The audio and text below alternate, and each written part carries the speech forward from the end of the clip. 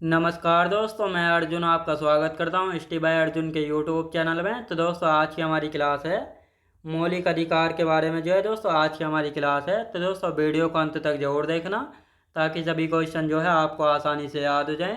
साथ ही दोस्तों, अगर आप हमारे चैनल पर पहली बार आएँ तो हमारे चैनल को भी सब्सक्राइब कर लीजिएगा, साथ ही बेल आइकन को प्रेस कर लीजिएगा ताकि हमारे आने वाले वीडियो का नोटिफिकेशन जो है आप तक पहुँचता रहे। चलिए दोस्तों, वीडियो को स्टार्ट करते हैं।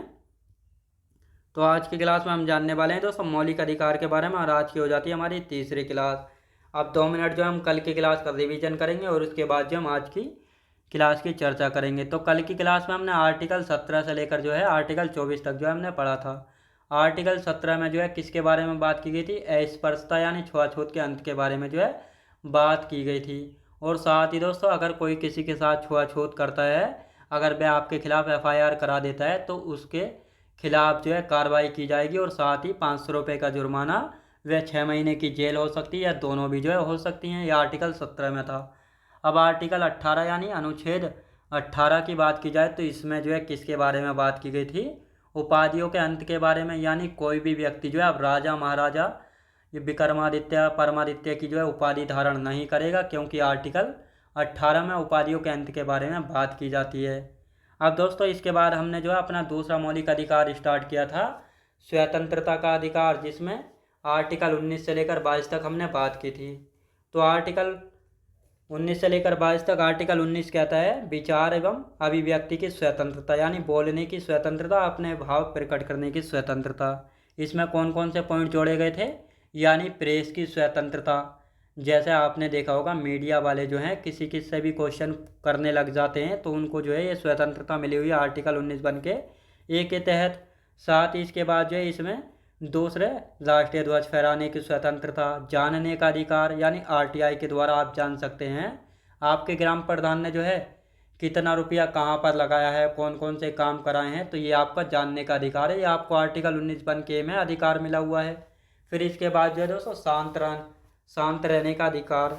आपने देखा होगा मीडिया वाले कुछ लोगों से क्वेश्चन पूछते हैं, लेकिन कुछ लोग जो है जवाब नहीं देते, शांत रहते हैं, तो उनको जो है शांत रहने का अधिकार है आर्टिकल 19 बन के में जो है मिला हुआ है। और साथ ही इसके बाद इंटरनेट का प्रयोग, जिसको 2017 में जो है जोड़ा गया था, तो ये आर्टिकल 19 बन के में जो ये आपको अधिकार मिले हुए। इसके बाद आर्टिकल 19 बन के बी की यदि बात की जाए तो इसमें कहा गया था आर्टिकल 19 बन के बी में शांतिपूर्वक एवं निशस्त्र सम्मेलन करने की स्वतंत्रता। आप जो है शांतिपूर्वक किसी भी मुद्दे को लेकर आंदोलन कर सकते हैं बिना हथियारों के।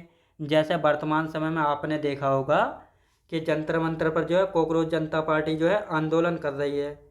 तो ये जो आंदोलन करने की जो आपको स्वतंत्रता यानी अधिकार मिला हुआ आर्टिकल 19 बन के बी में जो है मिला हुआ है। आर्टिकल 19 बन का सी क्या कहता है? इसमें कहा गया संघ सभा संघ व सहकारी समितियां बनाकर, यानी जितने भी ये संगठन हैं, जैसे मान लेते हैं भीम आर्मी है, हाँ भीम आर्मी है, शिवसेना है, बजरंग दल है, तो ये सारे जो संगठन हैं ये आर्टिकल 19 बन के सी के तहत जो है बनाए गए हैं। अब इसके बाद आर्टिकल 19 बन का डी क्या कहता है? आपको जो है कहीं भी घूमने की स्वतंत्रता है। आप जो है भारत में कहीं भी घूम सकते हैं। आर्टिकल 19 बन का ई कहता है आप जो है कहीं भी निवास कर सकते हैं भारत में और कहीं भी जो है रह सकते हैं। आर्टिकल 19 बन का ये क्या कहता है? आर्टिकल 19 बन का ये कहता है आप जो है कहीं भी निवास कर सकते हैं और कहीं भी बस सकते हैं। आर्टिकल 19 बन का जी क्या कहता है? आर्टिकल 19 बन का जी कहता है आप जो है अपना घर बार चलाने के लिए जो है कोई भी व्यापार कर सकते हैं, कोई भी व्यवसाय जो है कर सकते हैं संवैधानिक दायरे में रहकर। तो इस प्रकार जो है हमने सभी आर्टिकल्स को जो है पढ़ा था। तो अब हम आज की क्लास जो है स्टार्ट करने वाले हैं, और आज की क्लास में हम जानेंगे अपना 5वां मौलिक अधिकार, धार्मिक स्वतंत्रता के अधिकार से हम बात करेंगे। तो 5वां हमारा मौलिक अधिकार हो जाता है दोस्तों, 5वां मौलिक अधिकार है धार्मिक स्वतंत्रता का अधिकार, जिसमें आर्टिकल 25 से लेकर 28 तक हम बात करने वाले हैं। इसमें कहा गया है अनुच्छेद 25 कहता है अंत्यकरण आदि की स्वतंत्रता। अंत्यकरण आदि की स्वतंत्रता, आपको आप जो है स्वतंत्र हैं, आप जो है आज़ाद हैं किसी भी धर्म को मानने के लिए, किसी भी धर्म को जो है मानने के लिए, या अपने अंतर्दृष्टि से जो है स्वतंत्र हैं। साथ ही आपने देखा होगा सिख धर्म में जो कृपाण धारण करते हैं ये इसी आर्टिकल के तहत धारण करते हैं। साथ ही जैन धर्म में संथारा या संलेखना विधि द्वारा प्राण त्यागना ये भी जो है इसी आर्टिकल में जो है आता है, तो ये आपको याद रखना है। यानी आर्टिकल 25 आपको जो है किसी भी धर्म को मानने की स्वतंत्रता जो है देता है। अब आर्टिकल 26 क्या कहता है? आर्टिकल 26 कहता है धार्मिक कार्यों के प्रबंधन की स्वतंत्रता। मतलब आपने देखा होगा जैसे गुरुद्वारा समिति, मंदिर समिति, यानी धार्मिक कार्यों को मैनेज करने के लिए जो है एक समिति बनाई जाती है, तो उसको जो है आर्टिकल 26 में जो है एक व्यक्ति को नहीं बल्कि पूरी कमेटी को जो है ये स्वतंत्रता जो है दी जाती है। साथ ही यहाँ पे बात करते हैं आर्टिकल 27 की, धार्मिक अभिवृद्धि हेतु कर से मुक्ति। मतलब दान किए गए पैसे पर कोई भी टैक्स नहीं लगेगा। यानी आर्टिकल 27 कहता है धार्मिक अभिवृद्धि से हेतु कर से मुक्ति, मतलब दान किए गए पैसे पर कोई भी कर जो है नहीं लगेगा, कर यानी टैक्स नहीं लगेगा। अब आर्टिकल 28 क्या कहता है? आर्टिकल 28 कहता है शिक्षण संस्थाओं के बारे में स्वतंत्रता। आर्टिकल 28 कहता है शिक्षण संस्थाओं के बारे में स्वतंत्रता, मतलब किसी भी शिक्षण संस्थान में जिन्हें राज्य सरकार द्वारा चलाया जाता है उनमें किसी विशेष धर्म की शिक्षा नहीं दी जाएगी। यहाँ पे कहा गया है किसी भी शिक्षण संस्थान को, यानी स्कूल हो, मदरसा हो, जिसको राज्य सरकार चलाती है, मतलब उनके टीचरों को राज्य सरकार द्वारा पैसा दिया जाता है या सैलरी दी जाती है, तो उन शिक्षण संस्थानों में किसी विशेष धर्म की शिक्षा नहीं दी जाएगी। जैसे यूपी में और असम में बहुत सारे मदरसे बंद कर दिए गए हैं क्योंकि उनके टीचर्स को जो है सैलरी राज्य सरकार द्वारा दी जाती थी, लेकिन उन मदरसों यानी शिक्षण संस्थानों में जो है एक ही धर्म की जो है शिक्षा दी जा रही थी, तो इसलिए उनको बंद कर दिया गया था। अब यहाँ पे हम बात करते हैं दोस्तों हमारा छठा यानी हमारा 5वां मौलिक अधिकार कौन सा है? संस्कृति एवं शिक्षा संबंधी अधिकार। कौन सा? ये हमारा दोस्तों 5वां मौलिक अधिकार, और जो धार्मिक स्वतंत्रता अधिकारी है, धार्मिक स्वतंत्रता का अधिकार है, वो जो है चौथा मौलिक अधिकार है। संस्कृति और शिक्षा संबंधी अधिकार में हम आर्टिकल 29 से लेकर 30 तक जो है पढ़ने वाले हैं। अब इसमें हम बात करते हैं आर्टिकल 29 क्या कहता है। आर्टिकल 29 कहता है अल्पसंख्यक वर्गों के हितों का संरक्षण, यानी माइनॉरिटीज़ के हितों के संरक्षण के बारे में बात की जाती है आर्टिकल 29 में। जो अल्पसंख्यक हैं ये अपनी भाषा, लिपि व संस्कृति को संरक्षण कर सकते हैं। अब जो अल्पसंख्यक यानी माइनॉरिटीज़ हैं इनको किस आधार यानी किस बेस पर माना जाता है? भाषा एवं धार्मिक आधार पर जो है इनको अल्पसंख्यक माना जाता है।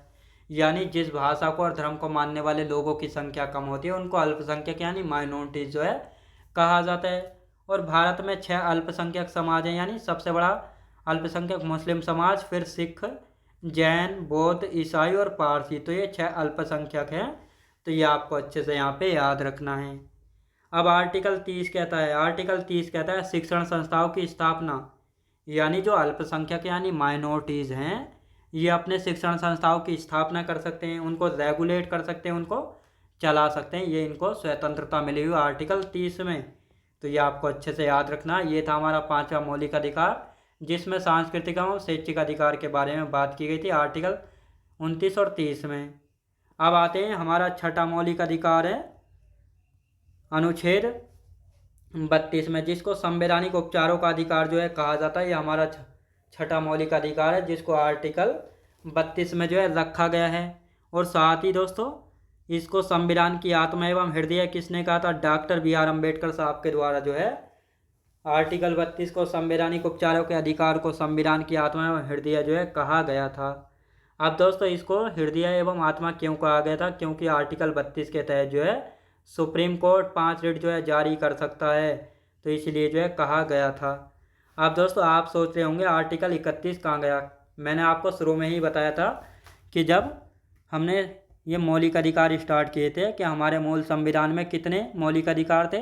7 मौलिक अधिकार थे, वर्तमान में 6 हैं। तो 7वां जो मौलिक अधिकार था संपत्ति का मौलिक अधिकार हुआ करता था, जिसको आर्टिकल 19 बन के ऐप और आर्टिकल 31 में रखा गया था। अब यहाँ पे एक संविधान संशोधन किया गया था, 44वां संविधान संशोधन अधिनियम 1978। इसके द्वारा आर्टिकल 19 बन एफ और आर्टिकल 31 को समाप्त करके एक नया आर्टिकल जोड़ा गया था आर्टिकल 300 के, जिसको संविधान के भाग 12 में डाल दिया गया था और संपत्ति के अधिकार को लीगल राइट यानी वैधानिक अधिकार जो है बना दिया गया था। अब यहाँ पे हम बात करते हैं सुप्रीम कोर्ट जो है 5 रिट जारी कर सकता है आर्टिकल 32 के तहत। पहली रिट कौन सी है? बंदी प्रत्यक्षीकरण, मतलब इसका शाब्दिक अर्थ होता है व्यक्ति को प्रस्तुत किया जाए या यानी व्यक्ति को प्रस्तुत किया जाए। दूसरी रीट होती है परमादेश, जिसका शाब्दिक अर्थ होता है हम आदेश देते हैं, यानी ये रीट जो है अधिकारियों पर जारी की जाती है। तीसरी रीट होती है प्रतिषेध, जिसका शाब्दिक अर्थ है मना करना। अब यहाँ पे हम बात करेंगे चौथी रीट कौन सी है, उत्प्रेषण, जिसका शाब्दिक अर्थ है पूर्णतः सूचित करना या मंगवा लेना, यानी किसी भी केस को जो है छोटे कोर्ट से जो है बड़े कोर्ट में मंगवा लेना। पांचवी रीट है अधिकार परीक्षा, जिसका शाब्दिक अर्थ है आपका प्राधिकार क्या है, क्या आपका प्राधिकार क्या है। तो ये पांचवी रीट जो है तो ये आपको अच्छे से याद रखना है। अब दोस्तों यहाँ पे हम बात करेंगे यानी आर्टिकल 32 तक जो हम पढ़ चुके हैं, आर्टिकल 33, 34 और 35 ये इतने ज़्यादा मोस्ट इंपोर्टेंट नहीं है, ना ही इनसे जो है क्वेश्चन पूछे जाते हैं, तो इसलिए हम इनको नहीं करेंगे। अब यहाँ पे हम बात करेंगे केवल भारतीयों को प्राप्त मौलिक अधिकार, यानी कौन कौन से अधिकार जो है भारतीयों को प्राप्त हैं। तो आर्टिकल 15, आर्टिकल 16, अनुच्छेद 19, अनुच्छेद 29 और अनुच्छेद 30 ये आर्टिकल जो है केवल किसको प्राप्त हैं, भारतीयों को प्राप्त हैं, और बाकी के जो आर्टिकल हैं वह भारतीयों एवं विदेशियों दोनों को जो है प्राप्त है। तो ये आपको अच्छे से याद रखना है। अब ये हमारा मौलिक अधिकार का जो टॉपिक था ये हो गया है कंप्लीट, यानी जो हमारा मौलिक अधिकार या फंडामेंटल राइट्स का टॉपिक था ये हो चुका है कंप्लीट। अब यहाँ पे हम अपना नया टॉपिक शुरू करने वाले हैं, न्यू टॉपिक जो है यहाँ पे हम शुरू करने वाले हैं। कौन सा टॉपिक है, राज्य के नीति निर्देशक सिद्धांत, जिनको DPSP यानी direct principle of state policy, जिसको हम शॉर्ट में DPSP भी जो है कहते हैं। अब दोस्तों राज्य के नीति निर्देशक सिद्धांत की यदि बात की जाए तो इनको जो है संविधान के किस भाग में रखा गया है, संविधान के भाग 4 में रखा गया है। और संविधान के भाग 4 में कितने आर्टिकल हम पढ़ते हैं, आर्टिकल 36 से लेकर 51 तक जो है हम पढ़ते हैं। तो जो राज्य के नीति निर्देशक सिद्धांत यानी DPSP है, इनको जो है संविधान के भाग 4 में रखा गया है, और अनुच्छेद 36 से लेकर 51 तक हम पढ़ते हैं आर्टिकल 4 में। किस में दोस्तों, भाग 4 में। अब जो ये राज्य के नीति निर्देशक सिद्धांत है ये कहाँ से प्रेरित या इंस्पायर्ड है, आयरलैंड के संविधान से इनको लिया गया है, राज्य के नीति निर्देशक सिद्धांत यानी DPSP को। अब आयरलैंड ने इनको कहाँ से लिया था, स्पेन से लिया था, स्पेन से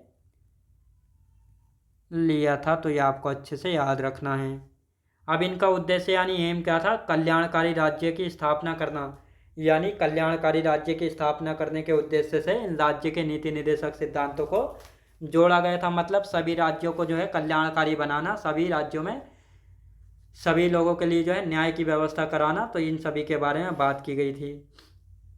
अब दोस्तों यहाँ पे हम एक नोट लिखेंगे, DPSP यानी राज्य के नीति निर्देशक सिद्धांत को जो है न्यायालय द्वारा लागू नहीं कराया जा सकता, क्योंकि इनको वैधानिक शक्ति प्राप्त नहीं है।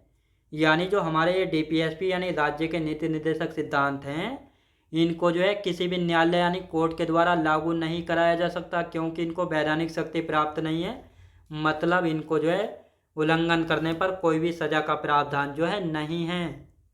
अब यहाँ पे हम बात करते हैं DPSP से संबंधित कुछ कथन यानी स्टेटमेंट है कि यानी DPSP को किसने क्या कहा था। जैसे KT शाह हैं, इन्होंने कहा था राज्य के नीति निर्देशक सिद्धांत ऐसा चेक है जो बैंक की सुविधा अनुसार अदा किया जाता है। यानी आपने देखा होगा, आप जो है बैंक में कहीं पर पहुंच जाएं तो एकदम ज़्यादा पैसा निकालने को बोलें तो बैंक वाले कहते हैं आपको जो है एक दिन पहले बताना चाहिए था, क्या एकदम हम इतना पैसा जो है कहाँ से लाएं। तो इसलिए जो है जो DPSP है इनको जो है KT शाह ने कहा था DPSP ऐसा चेक है जो बैंक जो है अपनी सुविधा के अनुसार अदा किया जाता है। फिर आते हैं G. ऑस्टिन की हम बात करेंगे तो इन्होंने DPSP यानी राज्य के नीति निर्देशक सिद्धांत को संविधान की आत्मा कहा था। तो ये क्वेश्चन पूछा गया है, DPSP यानी राज्य के नीति निर्देशक सिद्धांत को जो है संविधान की आत्मा किसने कहा था। G. ऑस्टिन यानी ग्रेवलिन ऑस्टिन ने कहा था। अब इनकी एक पुस्तक ही द इंडियन कॉन्स्टिट्यूशन, और इसी पुस्तक के लिए जो है इन्होंने 2011 में भारत सरकार ने इनको पद्मश्री पुरस्कार से जो है सम्मानित किया था। यानी G. ऑस्टिन जो हैं इन्होंने एक पुस्तक लिखी थी द इंडियन कॉन्स्टिट्यूशन, और इसी पुस्तक के लिए जो है 2011 में भारत सरकार ने इनको पद्मश्री पुरस्कार से सम्मानित किया था। अब इनकी मृत्यु की यदि बात की जाए तो इनकी मृत्यु कब हुई थी 2014 में इनकी मृत्यु जो है हो गई थी। तो ये आपको अच्छे से याद रखना है। अब इससे आगे का जो बचा हुआ है इसको हम कल की क्लास में कंटिन्यू करेंगे। तो दोस्तों मैं उम्मीद करता हूँ आपको वीडियो क्वालिटी कंटेंट वगैरह सभी कुछ आपको पसंद आया होगा। पसंद आया तो लाइक शेयर और सब्सक्राइब करना बिल्कुल भी ना भूलें। साथ ही दोस्तों अगर आप हमारे चैनल पर पहली बार आएँ तो हमारे चैनल को भी सब्सक्राइब कर लीजिएगा। साथ ही बेल आइकन को प्रेस कर लीजिएगा ताकि हमारे आने वाले वीडियो का नोटिफिकेशन जो है आप तक पहुँचता रहे।